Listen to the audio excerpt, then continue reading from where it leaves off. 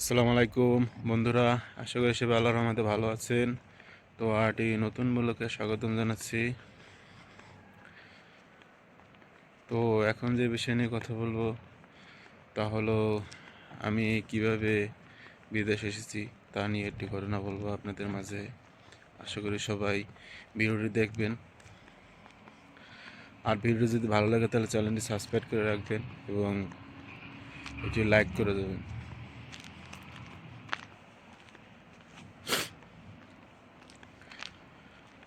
তো বিদেশ আসার আমার কোনো ইচ্ছা প্রথমে ছিল না।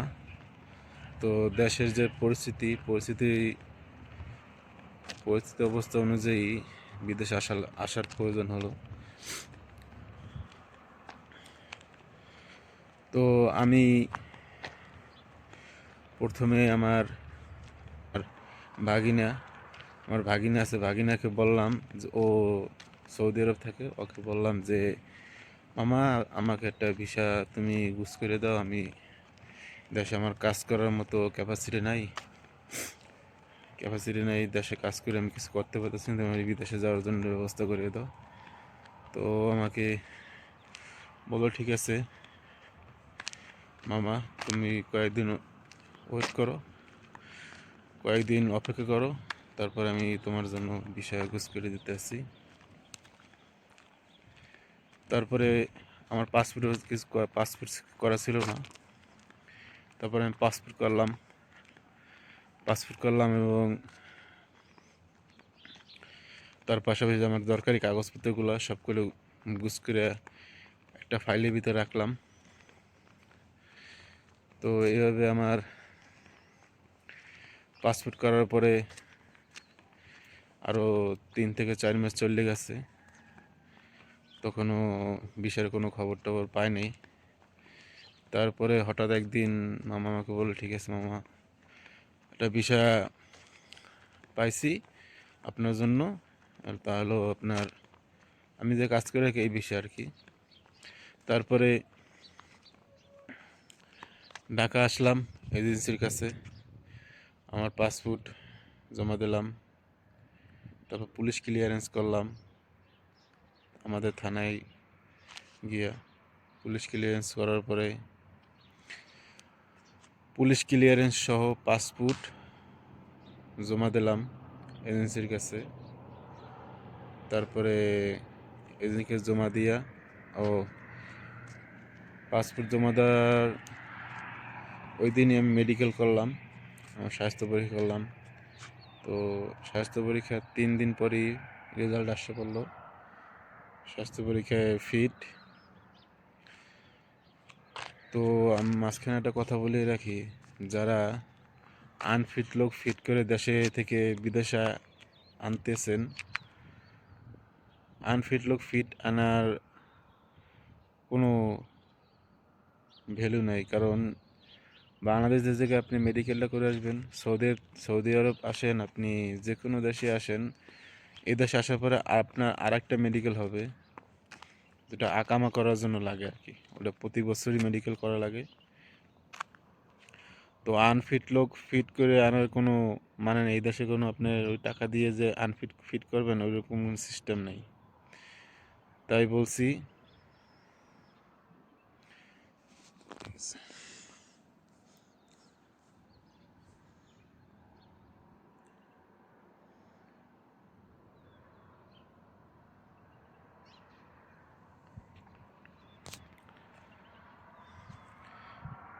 তাই বলছি যে আনফিট লোক বিদেশে আসছে কোনো লাভ নাই।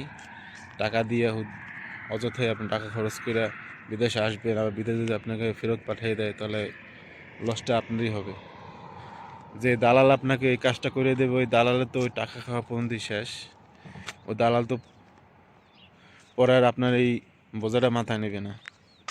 তো তাই আমি বলছি, যারা মেডিকেল আনফিট লোক, তারা বিদেশে দিকে না আসাই ভালো।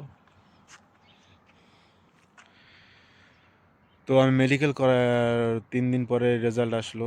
তারপরে আপনার 3 দিনের পরে আমার এজেন্সি বলল ঠিক আছে, কয়েকদিন ভিতরে তোমাদের ভিসা মোফা কাজ হয়ে যাবে।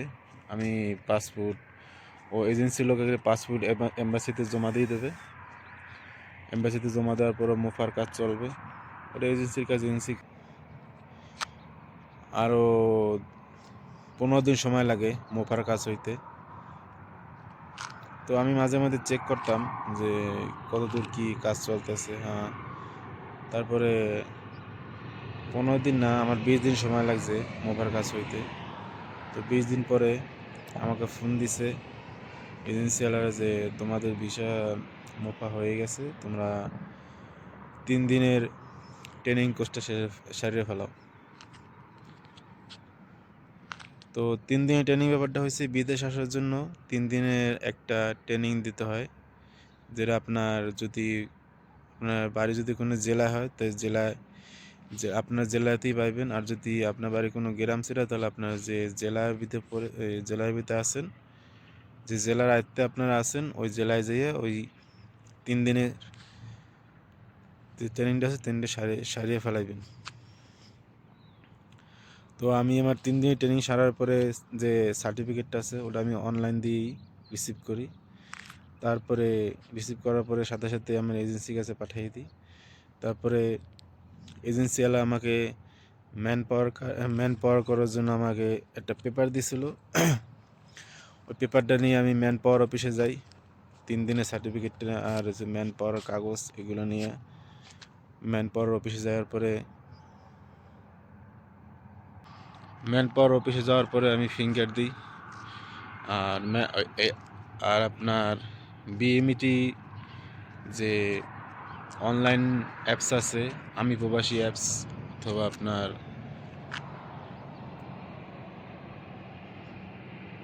আমি প্রবাসী অ্যাপস থেকে আমি অনলাইনেই ওটা আবেদন করিয়ে রাখছিলাম। আবেদন করার পর আমাকে একটা বিএমইটি থেকে নাম্বার দিয়েছিলো, ওই নাম্বারটা আমি জমা দিচ্ছি ওই জায়গায়, পেপারটা জমা দিচ্ছি ওই জায়গায়। আমার এই জায়গায় কোনো ফি লাগে না। যদি আপনি যদি আমি প্রবাসী থেকে যদি অনলাইনের মাধ্যমে বিএমইটি নিবন্ধন করে থাকেন তাহলে আপনার 300 টাকা ফি লাগবে। আর যদি আমি অনলাইন থেকে না করেন, যদি ডাইরেক্ট ব্যাংকে থেকে প্রবাসী কল্যাণ ব্যাংক থেকে করেন তাহলে 200 টাকা ফি লাগে। তো আমি আমার সুবিধার্থে আমি প্রবাসী অ্যাপস থেকে করে নিছি। তারপরে ফিঙ্গার দেওয়ার পরে ওটা আপনার ওই যে এজেন্সি থেকে যে কার্ডটা দিছিল, ওই কার্ডটা সহ আমি জমা দিয়েছিলাম, পেপারটা আমার এজেন্সির কাছে এটা পাঠিয়ে দেবো ওরা। তাই ওইটা এজেন্সি দিয়ে কার্ড দিয়ে দেয়। তো আপনার কোনো কাজ নাই। তারপর আমার আর কোনো কাজ নাই। তারপরে আমি বাসায় চলে যাই। বাসায় চলে যাওয়ার পরে আমার বিদেশ আসার জন্য যে প্রস্তুতি, জামা কাপড়, তারপরে কিছু সাবান, কিছু তেল, শ্যাম্পু, মানে টুকটাক সব কিছুই, হালকা পাতলা সব কিছুই নিয়ে আসতে হয়।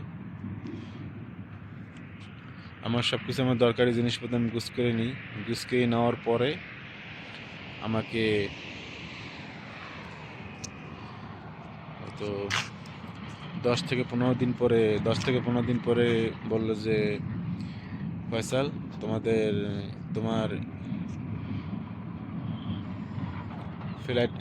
ফ্লাইট রেডি হয়ে গেছে। আর 3 দিন বাকি আছিল। 3 দিন আগে বলছে আমাকে ফোন দিয়ে, তুমি এত তারিখে আসবা ঢাকা, তোমার কাগজ, তোমার টিকিট নিয়ে যাবা, তোমার এত তারিখ ফ্লাইট। তো আমি একদিন আগে গেছি। একদিন আগে যাইয়া আমার এজেন্সির কাছ থেকে আমার কাগজপত্র সহ সব কিছু নিয়ে নিছি বুঝ করে। আর আমার ঢাকা মামার বাসা আছে। তারপর ওই দিন আমি রাত্রে ঢাকা মামার বাসায় থাকি। মামার বাসায় থাকার পরের দিন বিকেল আসলো ফ্লাইটটা। পরের দিন আমার আব্বু আম্মু সহ আমার ভাই বোন সবাই সহ এয়ারপোর্ট আসছিলো।